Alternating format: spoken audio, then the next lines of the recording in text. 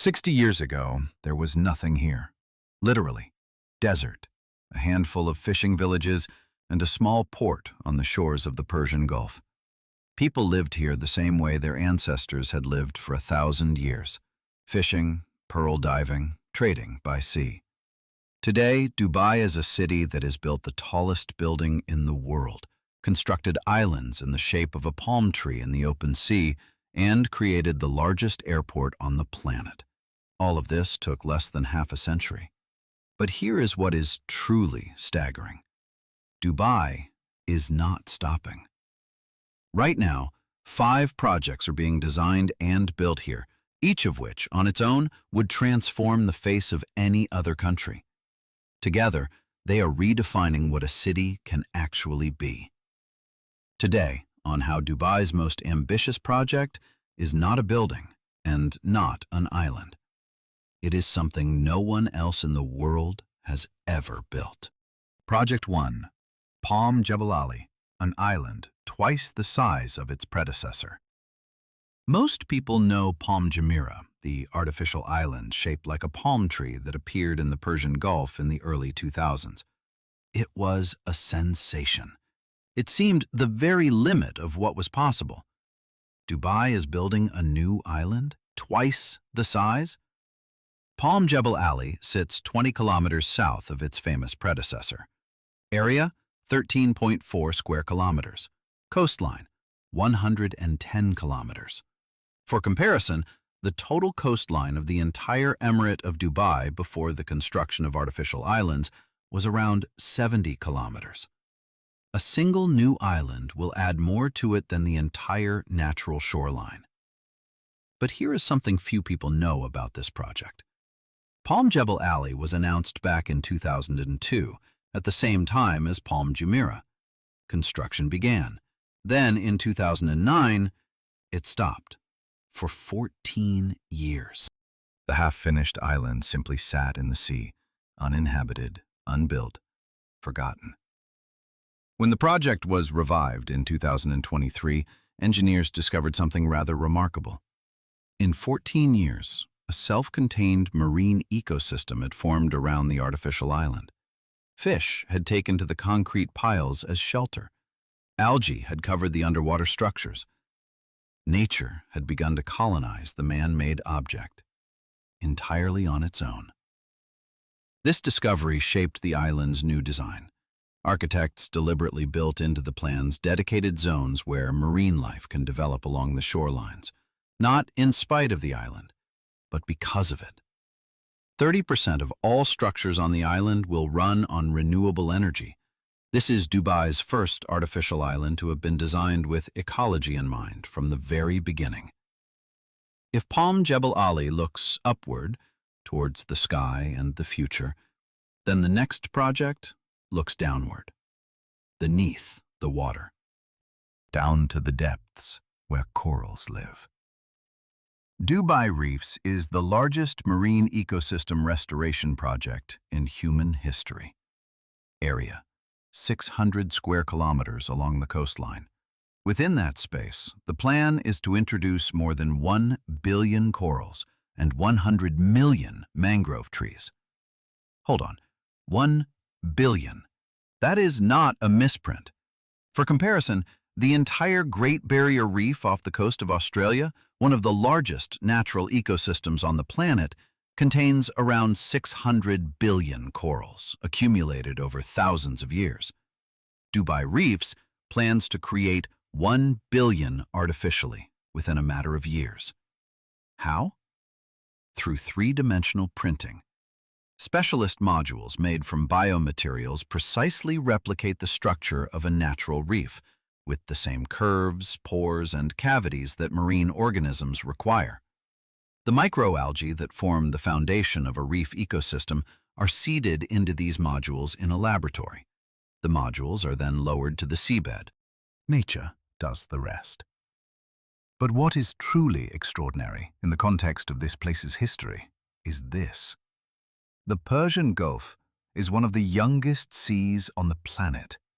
Only a few thousand years ago, it did not exist. This was dry land. People lived along the banks of rivers, that ran through what is now open water. Then, the ocean flooded the valley. Marine life arrived here later than anywhere else. Now Dubai is attempting to make this sea richer than it has ever been. A city that itself emerged from the desert in half a century is creating an underwater world from scratch. A story of creation, twice over, only this time beneath the surface. In 2016, Dubai laid the foundations of a new tower in the Dubai Creek Harbour development. It was intended to surpass the Burj Khalifa, the tallest building in the world. The project was designed by Spanish-Swiss architect Santiago Calatrava, the man behind some of the most daring structures of our time. Then, the pandemic arrived. Construction halted.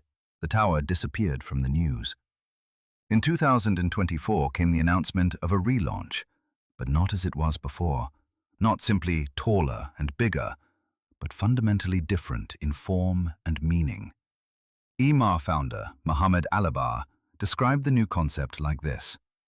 If the Burj Khalifa is a masculine tower, powerful, straight, unyielding, then the Creek Tower should be its feminine counterpart, graceful, fluid, organic, inspired by the form of a lily, a plant that rises from water towards the light. This is not merely a metaphor. Dubai is deliberately creating a pair, two buildings that together form a single architectural image of the city, like two symbols that side by side mean something greater than either does alone. The construction tender was announced in early 2026. The official height of the new tower has not yet been confirmed, only that it will surpass the Burj Khalifa, which means more than 828 meters, nearly a kilometer above sea level, in a city that sits, quite literally, at sea level. And here is a detail that almost everyone overlooks. The tower's foundations are laid on the bank of Dubai Creek, the historic inlet that was the heart of trading Dubai long before oil and skyscrapers existed. Traditional dhow boats have moored here for centuries. Gold, spices, and pearls passed through this shoreline. Now, on that same bank, the tallest structure on the planet is set to rise. Dubai is a city almost entirely dependent on the car. There is a metro, but it covers only a fraction of the city. Most residents drive to work along vast motorways. At peak times, that means gridlock, even in a city with an abundance of roads. In 2023, Dubai signed an agreement with Elon Musk's Boring Company, the firm that builds underground tunnels for electric vehicles. The project is called the Dubai Loop. Cost: 2.5 billion dirhams. A network of underground tunnels beneath the city, through which Teslas and other electric vehicles will transport passengers with no traffic and no traffic lights. The first routes have already been announced, but this is where the story gets genuinely interesting. In Las Vegas, the Boring Company has already built a similar system, the Vegas Loop. They promised thousands of cars per hour. In practice, it turned out to be around 68 vehicles per hour, slower than a surface bus. Critics in the United States tore the project apart. Dubai knows this and signed the contract anyway. Why? Because Dubai is playing a different game altogether. For this city, the Dubai Loop is not simply a transport solution. It is the first step towards becoming the world's testing ground for the technologies of the future. If the system works, Dubai becomes the model for other cities. If it does not, Dubai learns its lesson before the cost becomes unbearable. This is a city that is not afraid to build what has never been tested, because that is precisely how it has always been built. And now we come to the project that surpasses everything else in scale. Not in height, not in the area of an island, in the sheer number of people who will pass through it. Al Maktoum Airport, Dubai's future main airport, is being built in the Dubai South District. Its eventual capacity?